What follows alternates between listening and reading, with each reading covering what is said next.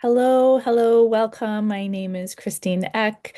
I am here to host this conversation as part of St. John's Bicentennial podcast series. And my guests here today are Lynne Imre and Maria Garcia. All three of us are representing the good work that St. John's is doing out in the community of Northampton.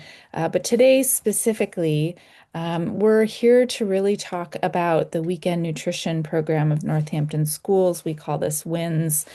One of the quiet truths about caring for a community is that the well-being of our children is reflective of the well-being of all of us. Northampton is a great community where I feel like we value education, we take care of each other. But here, many families are facing a very real challenge of food insecurity, especially on the weekends when they're not getting meals at school.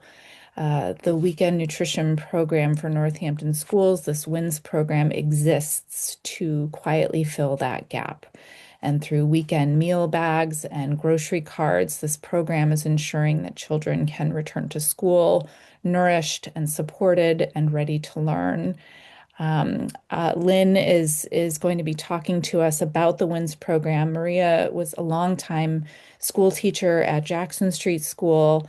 I am a mother to four Jackson Street alum. My youngest is still there. And so I really value our education program here in Northampton, and I'm so grateful for the work that WINS is doing. So thank you both for being here. I guess I want to start a little bit. Um, Lynn, maybe you can talk to us about what does food insecurity actually look like here in Northampton, and how is this program seeking to meet the needs that are here?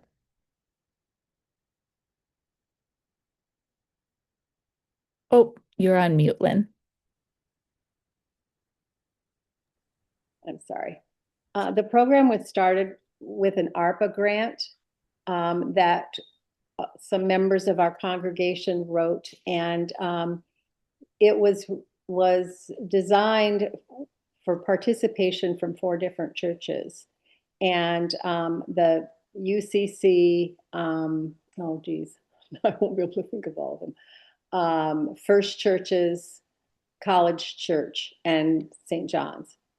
And we wrote it to be able to give students food on the weekends when they're not getting it at school. So it was just done because the schools were able to offer free lunches to all students, but nothing was being done about the weekends. And so when this ARPA money, the possibility of the ARPA money became available, we decided that it was something that we wanted to try and get, and we did in fact get the grant. That's great. And when that, grant was given and this program started, what did it kind of look like at the beginning and how has it grown in Northampton? We started with one school, which was Bridge Street School, because we work with Mistel Hanna, who is the nutrition director for the Northampton schools. And she identified Bridge Street School as having the most children with the need for food assistance on the weekends. So we started with the one school, and we offered the parents had a choice of getting a grocery card, which would be $10 per weekend per child, or a food pack, which would contain two lunches, two breakfasts, and two snacks. And it was up to the parents what they would choose. Then after a year, the grant was for 3 years. After the first year, we expanded it, and now we serve all four elementary schools. And we are up to, I would say, last year, well, this past year, when we've done all three schools, we have over 300 students who are receiving um, either a card or a food pack. Most parents choose a grocery card. Hmm. We at the very beginning we said any child with any kind of an allergy would get a grocery card, and but there are still approximately 35 to 40, and it does vary as the year goes on, families who get the food packs. So it's, we still are doing both. Okay, and so how does that work when the students sign up or, enroll in this program? How are the cards and the food delivered to them during? Okay. Well, Estelle Hanna from the school district has set up a database that has, we don't have any names. We have initials and grade level and room number for each student that has signed up. And we, at the beginning of the school year and periodically through the year, we send out letters to parents that they can sign up for this program. And when they sign up, then she adds them to the database, and we work from that database. The students who get lunches, um, the lunches are, we pack them. We were kindly given a storeroom at Bridge Street School to store the food that we disseminate. And so we have a group of volunteers who come down there on Thursday afternoon to pack the lunches. And they go out to the students on Friday morning. There are a small number of students at Leeds School and at Ryan Road School who also get food packs. And we have a dedicated member of the congregation who comes to Bridge Street School, picks up the food packs and takes them to each of those schools so that those students get there. The grocery cards are given once a month. We buy, parents can designate whether they want a Stop and Shop, Aldi, or Big Y card. Some don't care, and then usually we give them an Aldi card because we think maybe money goes a little further at Aldi. And they get, once a month, they get a card for $40, or, well, if there's a five weekend month, then it'd be $50, or at the beginning of the year there was just 2 weekends, so it was $20. On whenever there is a school holiday, then all of the students that get food packs get a $10 grocery card on that Friday before the holiday week, so that all the weekends are covered for the whole school year. That's amazing. I'm curious, when did this program actually, was this a response to um, COVID? Is that when this program sort of came about? Well, that's kind of when the ARPA money became available. I think I wasn't in. Kathy Wanat was the one that helped write the grant. Um, she and Nancy Harvin wrote the grant, and I think when they saw the money was available through the ARPA system, they went ahead and wrote the grant. So I think ultimately it was through, because of COVID, because that's why we got the money. But it was just a matter of, they found out that this money was be available and were able to write a grant that the city thought was a good idea. Yeah. Well, I think, we can absolutely,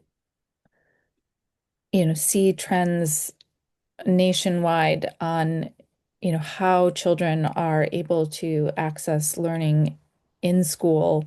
And I think, Maria, as I told you, it was really important, I felt, for this conversation to have the perspective of an educator here and what we're seeing in school. And so I would love to open up the conversation a little bit to look at in the classroom, like what does it look like for little ones to be in the classroom, and as a teacher, how might you have to support that?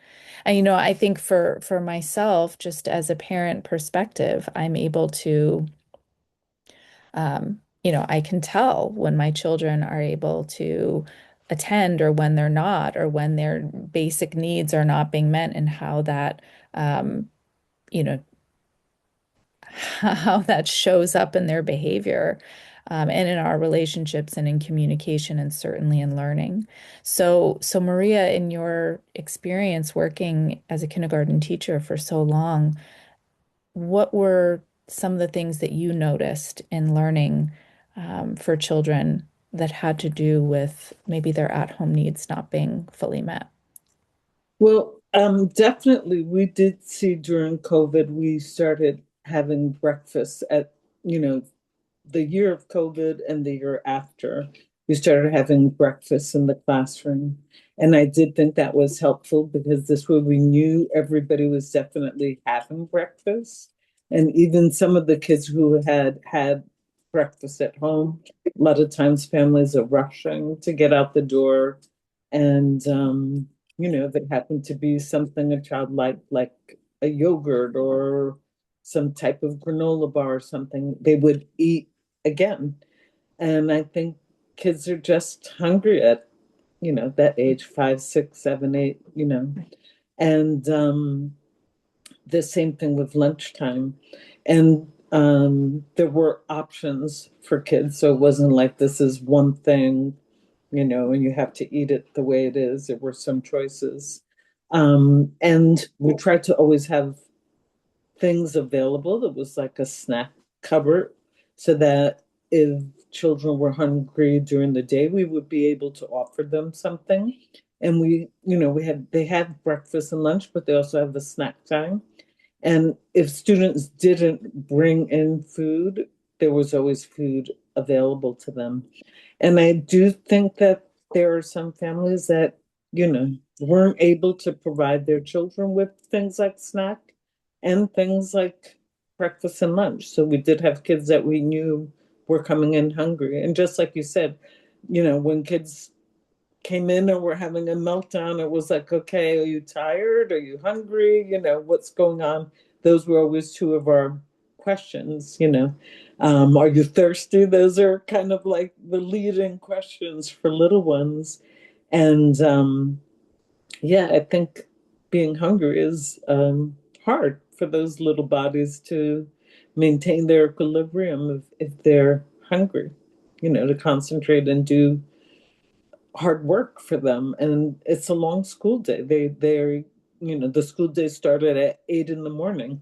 So that means they're waking up maybe at 6:30 or 7 and rushing out of the house. And like I said, even if they're offered breakfast, a lot of times they're not really getting a chance to eat it before they get out the door or before they get in the car. So I think it's also, the role of a teacher is so much more than teaching curriculum. We, I taught high school for a short time before I had children.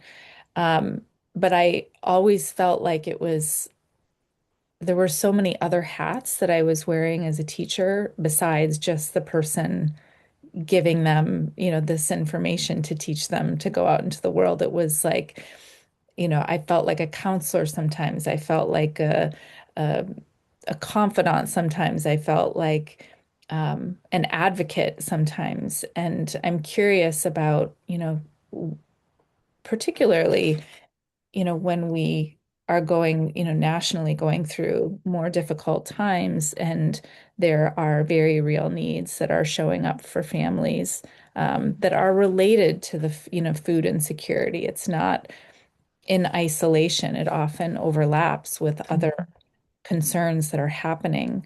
And I guess I'm just curious about your perspective and experience on that, and sort of having to sort of hold families in a way that goes beyond the teaching role. yes, so I was saying before, I know that um, Northampton, I think people see it as a very wealthy community, and there are families that are very wealthy. It's also a very thoughtful community where neighbors worry about their neighbors, and I was always um like very impressed if there was a need in the classroom. I would put the word out in an email or in a newsletter, and families were always quick to make donations of whatever was needed. But I think right now with our immigrant community, and I don't know the exact numbers, but there are immigrant communities and there are people who are here with not necessarily the right documentation. And there are people who are losing their jobs or who are being detained, right? In our community.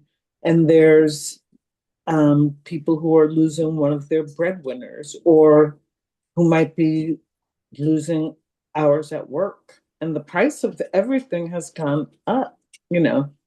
If they have cars, gas, electricity, rent, everything. And so one of the things is food. And so it's one of the things that you could cut back on. You can't cut back on your rent. Your rent is your rent. You know, the price of the car is the price of the car, but food is something you can try to cut back on. So I think that this is really an essential program, and I hope we'll find a way to continue it.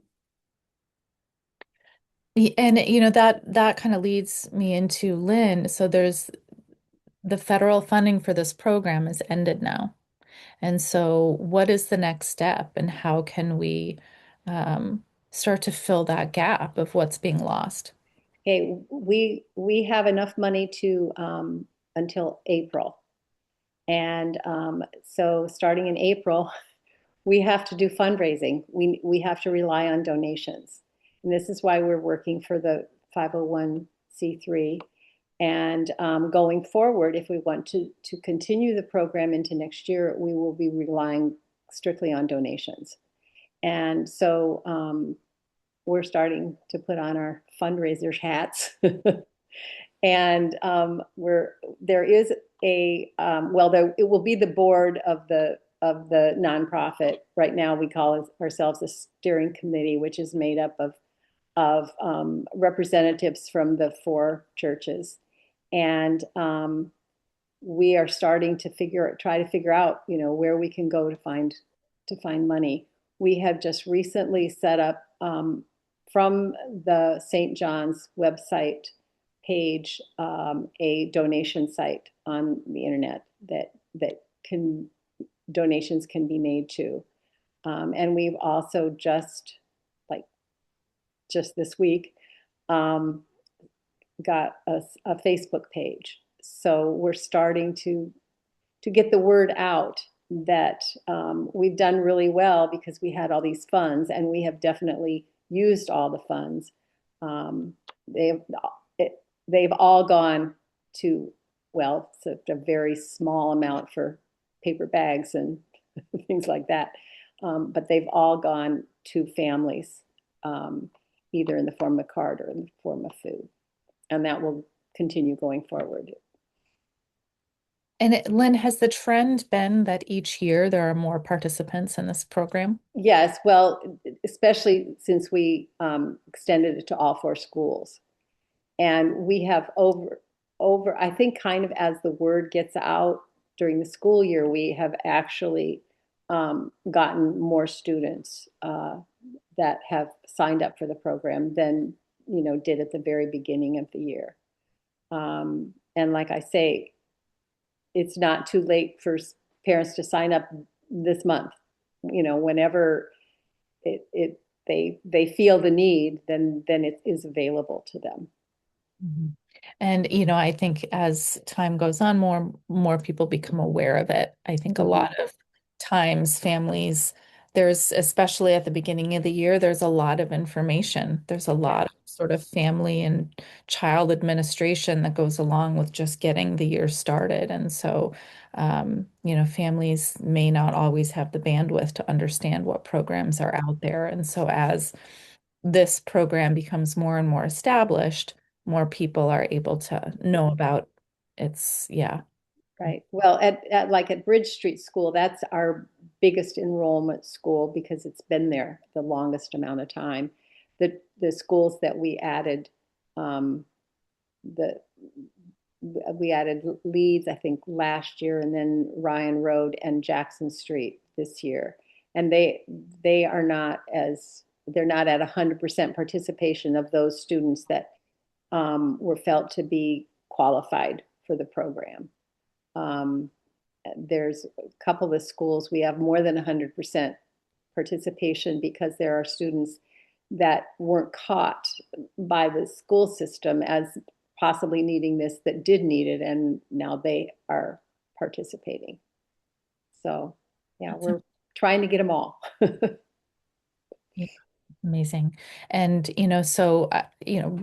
Maria, kind of to bring your perspective back in as, um, in the years that you were at Jackson Street, I feel like, over time, like there's been more support systems around student nutrition. When my oldest first started there, we had, he had a lunch card and we had to put money on the Mm, card yeah. and then it kind of transitioned and, to these free meals. And um, I'm curious from your perspective if you felt like there was like what did that look like in being Mhm. these families and with these children when the And free I, lunches? I think that was a great move, because it used to be kind of, like demeaning, and uh,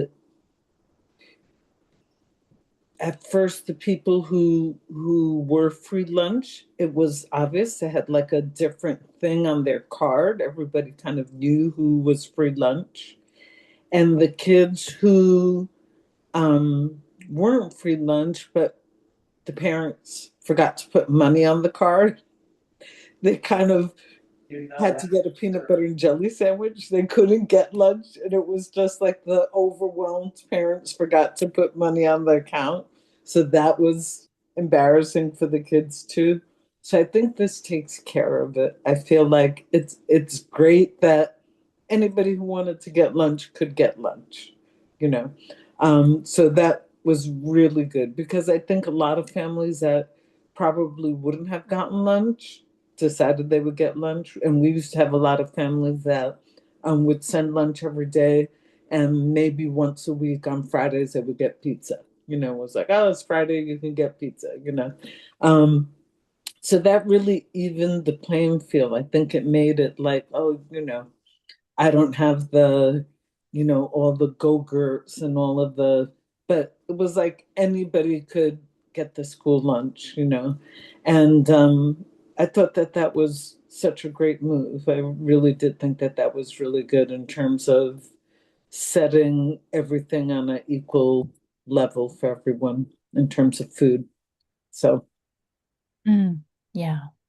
Well, I want to thank you both so much for taking the time to talk about this important program. Lynn, is there anything else you want folks to know about the WINS program in general?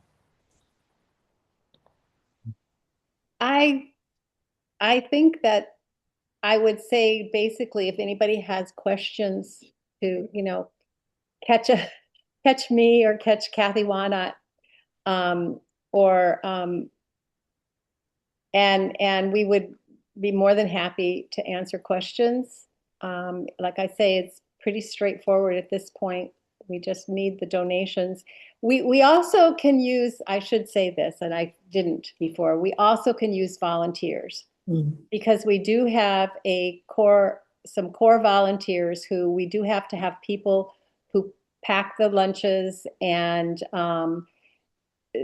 like I say, we've got one person that transports the lunches to the other schools, and so we have to write up the cards every month. We have to go through and assign the cards and keep track of who gets what card and that kind of thing. So there are volunteer positions available in mm. addition to donations. So I did forget to say that.